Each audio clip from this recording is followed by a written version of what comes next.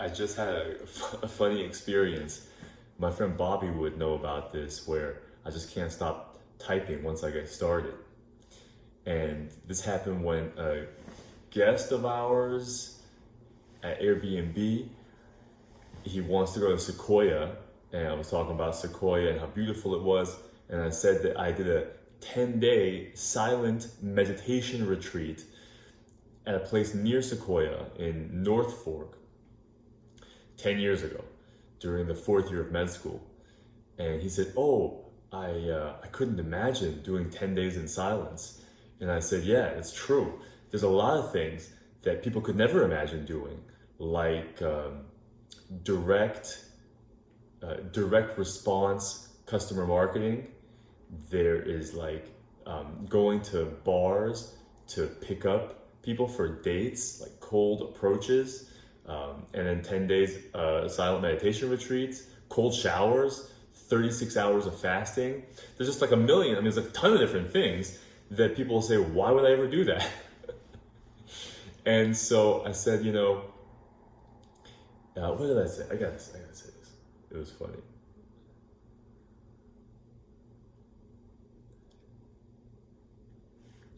And which, for those who can imagine doing, so these are all the things that you could never imagine doing, right?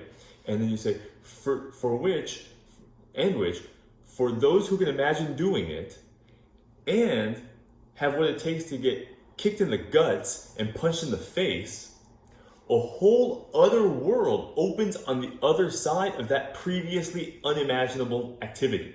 The question is whether a person knows or is convinced beforehand what the exercise in question would accomplish. But whatever it is, and what its specific benefit is, the universal or common theme amongst them all is you actually always come out of them having discovered that you can actually tolerate more discomfort, more inconvenience, more rejection, and more failure than you ever thought you could. Really, more panic, right? And that's part of why the cold shower is amazing. That's why getting feedback that's negative is amazing. It has a panic associated with it. There's this manic panic energy that's like, no, don't say that. Oh, let's get out of here. Oh, I can't take the shower. And it's like, actually, we're good, right? It really is all in the breath, right? The Wim Hof method, the pranayama, all of these things really do have an incredible science behind them that has to do with breathing calmly so as to be the steward of your nervous system. This is also called the polyvagal lens, which describes the prosocial ventrovagal state of laughing faces, familiar voices, people that you want to collaborate and explore life with. And then that's like parasympathetic prosocial. And then you have the fight sympathetic, which is like, oh, like something's happening, I gotta activate it, I gotta confront something, right? That's the sympathetic fight. Then there's sympathetic flight, which is like, oh no, this is too much for me, I can't handle this, like I gotta get out of here. So then you have the sympathetic flight. So both fight and flight are activating, right? And that's the sympathetic nervous system. On the other hand, we already brought up the prosocial parasympathetic. Calm.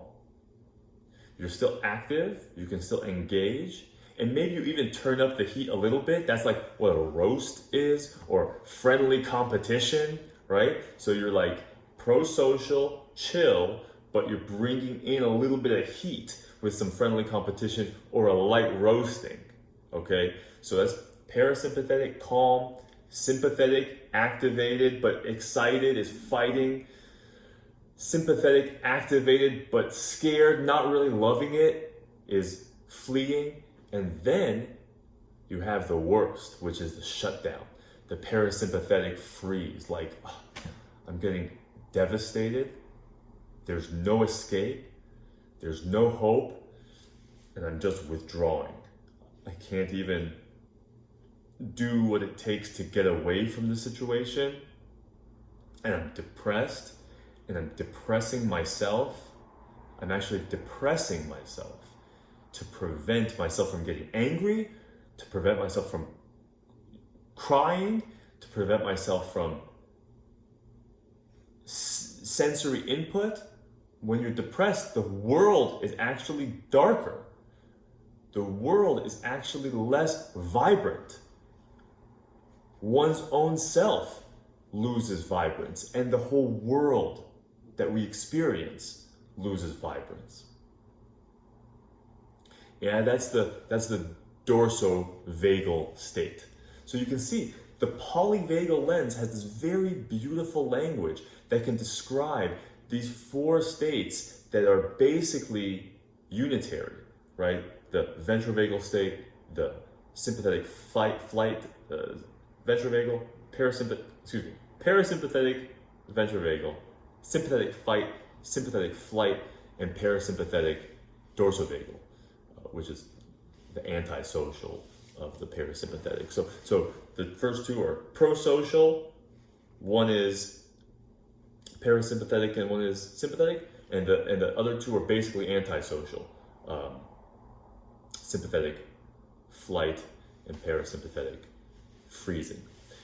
So that's a little bit of that started from a text message that I just sent and went into something that I think that for me honestly, if I come back on this in a month or a year and 10 years and I've forgotten about it, I will be happy that I had made this. So hopefully you all feel the same way about it.